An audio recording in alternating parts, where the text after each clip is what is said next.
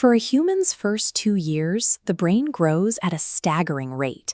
It generates an estimated 250,000 new neurons every single minute. This intense period of early cognitive expansion relies on hypermorphosis. It is a biological mechanism that allows the postnatal brain to retain its rapid fetal rate of neuronal growth long after birth. This is a photograph of a human brain. Notice the highly convoluted, folded outer surface of the cerebral cortex. This structural property is known as gyrencephalic folding, and the complexity of these dense folds directly correlates with an organism's level of intelligence. Yet this massive, compartmentalized, three-dimensional architecture originates entirely from a single, flat, two-dimensional sheet of tissue. To understand how the central nervous system actually functions, we have to look past gross anatomy and reconstruct the brain from its very first physical principles. This 3D render shows a human embryo at exactly 4 weeks of development. The central nervous system is already taking shape, evidenced by the large cranial bulge and distinct C-shaped curvature. Structural development begins 1 week earlier. During the 3rd week, the embryo exists as a flat, trilaminar disc made of 3 germ layers. The primary organizing trigger comes from the center. Chemical secretions from the notochord act as an induction signal. This localized gradient forces the flat surface ectoderm directly above it to rapidly multiply and thicken, forming a distinct region called the neural plate. That invisible chemical signal breaks the symmetry of the flat disc. The cells within that thickened plate are now permanently committed to a neural destiny. The neural plate then begins to mechanically elevate. Its lateral edges move upward to form the neural folds. As those edges curl higher, they create a central sinking depression called the neural groove. The critical moment of fusion occurs when the upward folds meet at the midline. They seal together completely to create an isolated neural tube beneath the surface. This fusion does not happen all at once. It begins in the cervical region and zips closed in both the cranial and caudal directions simultaneously. For a short time, the extreme ends of the tube remain open to the surrounding amniotic cavity. These openings, the cranial and caudal neuropores, eventually seal shut. During fusion, a specific population of cells detaches from the top of the tube and migrates away. These are the neural crest cells. The closed tube will become the central nervous system, but those migrating neural crest cells carry a different blueprint. They travel outward to build the complete peripheral and autonomic nervous systems. This diagram illustrates a cross-section of the newly closed neural tube. Its wall consists of a thick, single layer of pseudostratified neuroepithelial cells radiating around a central cavity. As these neuroepithelial cells divide, they generate primitive neuroblasts. These new cells migrate outward, establishing a distinct, dense ring called the mantle layer.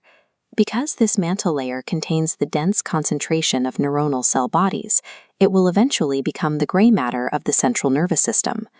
The neuroblasts in the mantle layer then project their nerve fibers outward. These projecting axons form a third, outermost ring called the marginal layer. Later in development, these peripheral nerve fibers undergo myelination. This fatty insulation gives the outer layer a stark white appearance, making it the white matter. Looking at this diagram of a fully developed spinal cord, you can clearly see how the embryonic 3-ring layout maps directly to the adult structure. The precise timeline of outward migration permanently hardwires the spinal cord's mechanical architecture. Processing cell bodies are locked on the inside, and insulated communication highways wrap around the outside. As neuroblasts settle into the mantle layer, they transition from simple, apolar forms into highly specialized multipolar neurons by growing numerous branches. To function as a processor, the neuron must differentiate its branches, designating specific structures as signal-receiving dendrites and others as signal-sending axons. The sorting mechanism relies on the microtubule cytoskeleton.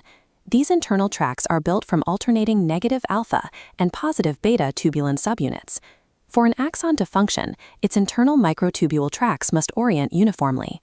Every single track aligns with its positive beta end pointing distally, away from the cell body. Dendrites operate on a mixed polarity arrangement. Their microtubules are completely randomized, pointing both positive out and negative out. The macroscopic ability of the brain to wire inputs and outputs correctly is entirely downstream of this microscopic alignment of proteins. While the lower, caudal end of the neural tube remains a narrow cylinder to form the spinal cord, the cephalic end undergoes massive dilation. This diagram illustrates the fourth week of development, where the upper region swells into 3 distinct primary brain vesicles.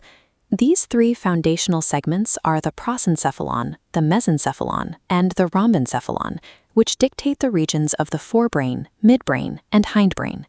To fit this rapid, expansive growth inside the confined space of the skull, the brain folds at the cervical and cephalic flexures.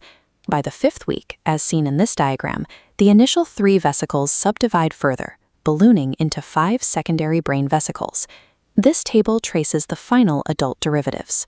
Notice how the top segment, the telencephalon, will eventually dwarf the other 4, expanding massively to form the adult cerebral hemispheres. The structural layout of the adult brain is a series of interconnected ballooning segments that retain the exact sequence of their embryonic origins.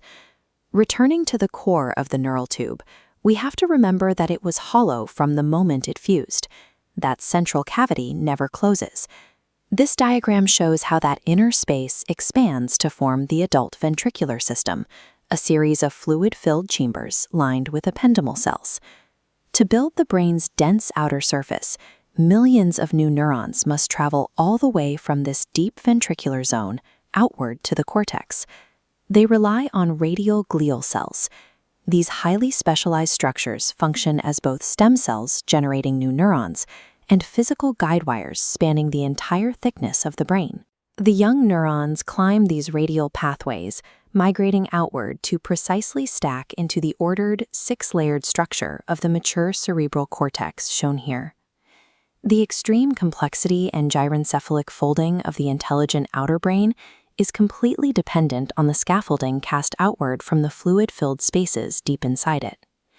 The entire volume of the human central nervous system begins as a flat sheet of cells that physically rolls itself into a closed tube.